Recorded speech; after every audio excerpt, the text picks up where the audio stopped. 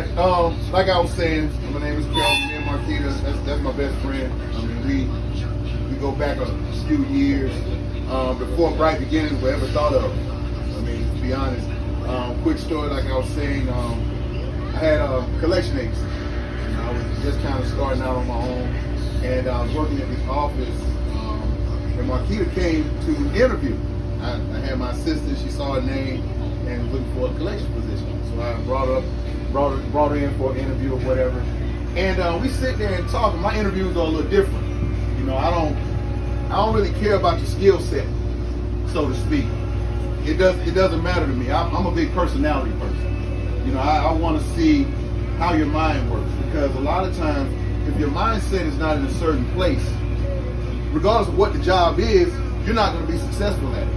And a lot of people say they want success. A lot of people say they're going to do this. I'm going to be a multimillionaire. I'm going to do this. But at the end of the day, do you actually know what it takes to become what you say you want to be? And so Marquita, we were sitting there, we was talking, and basically we went all the way left. We talked about what she had going on, just basically a life story almost. And she did something no one has ever done in an interview before. She started crying. Now she's a big baby. Y'all might see a different side of her, but she boo-hoo all the time. She just started crying. I almost started crying. And so, because she was going through a lot, you know, at that time. And I was like, you know what, you got the job, you know. But at the end of the day, it wasn't really. I didn't even care about the job. I was just gonna pay her and to make sure that she was okay. She had kids, single mom, and everything, so it didn't really matter to me. And I knew I had met a friend for life. And a lot of people take friendship lightly. That word is tossed around so easily nowadays, and most people that you say are friends, they're not your friends. They're just somebody that either you depending on them or they're depending on you. You know what I'm saying? It's a crutch for something that you can do for them or they can do for you. And it wasn't like that, you know, with me and her. Like I genuinely, and she would always say, well, why are you doing this for me? You know, why are you helping me? Why are you helping my kids? I'm like, because I love you, you're my friend. And I don't take that lightly. You know, and so fast forward some years, and she was like, you know what, Kelvin, I want to start my own credit repair business. Think I can do it? I'm like, yeah, you can do anything you put your mind to. Because she had a lot of negative people in her life. A lot of people telling her that she couldn't do stuff, just holding her down.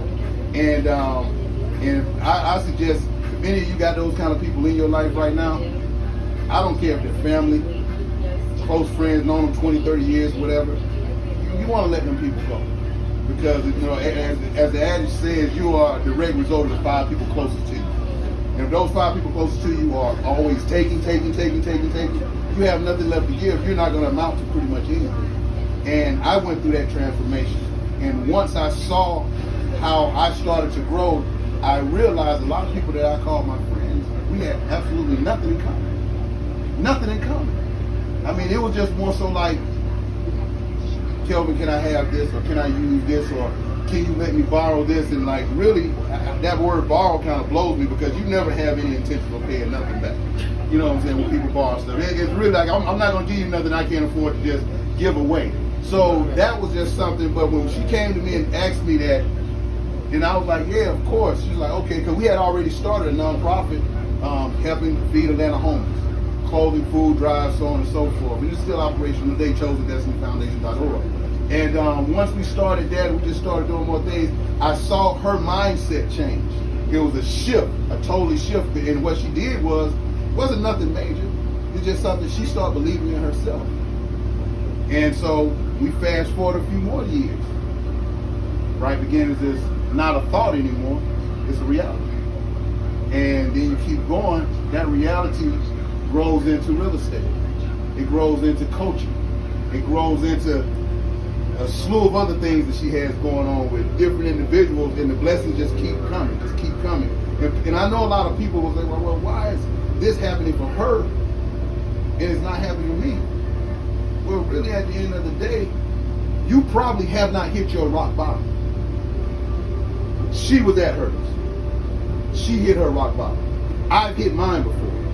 And when I hit that rock bottom, there's nowhere else to go but up. But a lot of people can't get back up after they hit that. And they'll lean on somebody that's actually really, you're leaning on a person that's really pushing you down. And that's when I want to ask individuals, like, how many in here, I mean, I'm probably the oldest person in the room. Don't look at me. No, I'm not saying.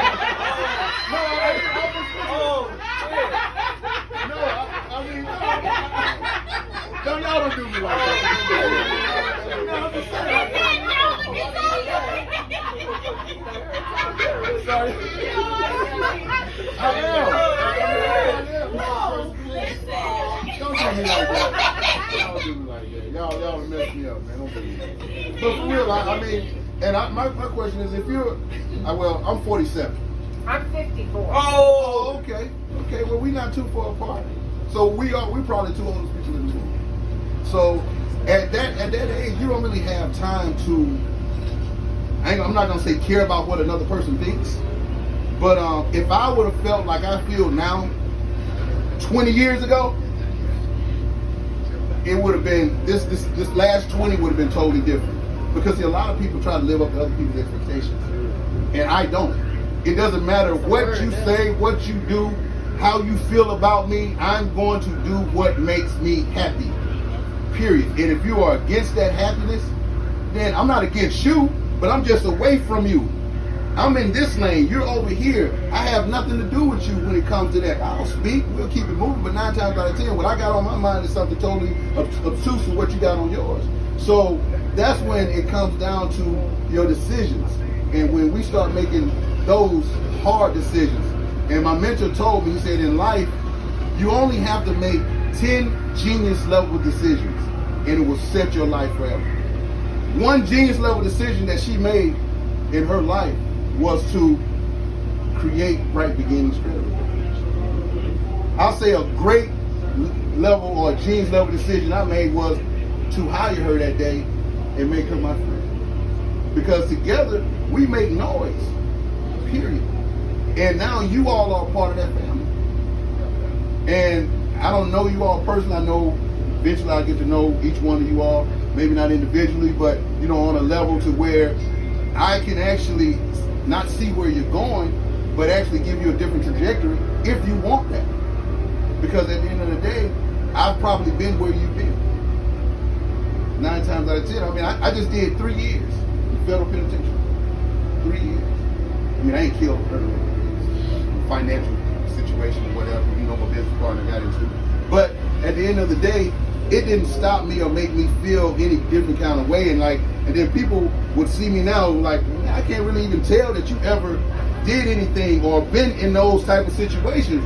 Well, at the end of the day, you don't supposed to be able to tell that. Because that's you looking at me, because guess what? If you try to judge me about what you think you know, I'm going to show you the exact opposite. I'm going to let you think you know everything about me, and I'm over here doing something totally different. Because a lot of you all are too transparent with what you all are, for real. Like, I put on all kinds of facades, all kinds of masks, but it's the right mask. People put on different masks.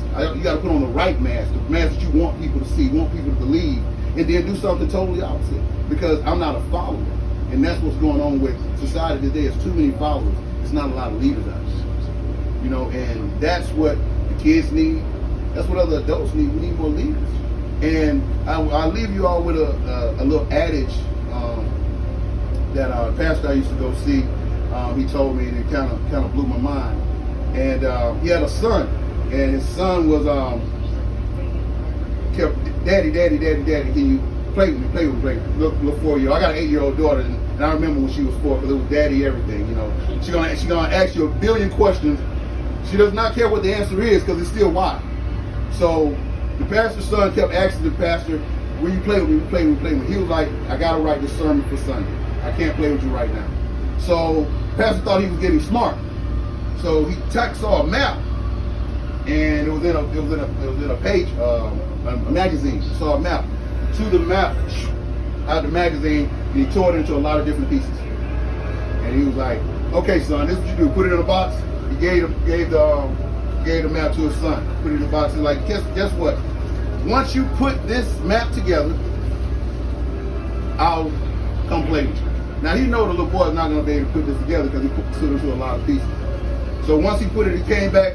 So he's doing his little word, writing a sermon. 5 minutes later, son came back with it put together. And he was like, well, damn, this boy's a genius. Well, I got good genes because I raised him right. He put this thing together. He was like, well, let me ask you a question, son. He's like, how did you put this map together so quick? He said, Dad, I didn't even know it was a map. I put the picture together on the other side. So when he turned it over, it was a picture of a man. And the moral or the outcome to this story is, if you put yourself together, you inside, Come on with your world gonna come together. Come on. It's gonna come together. And that's really what a lot of us have lacked. That's what I used to lack.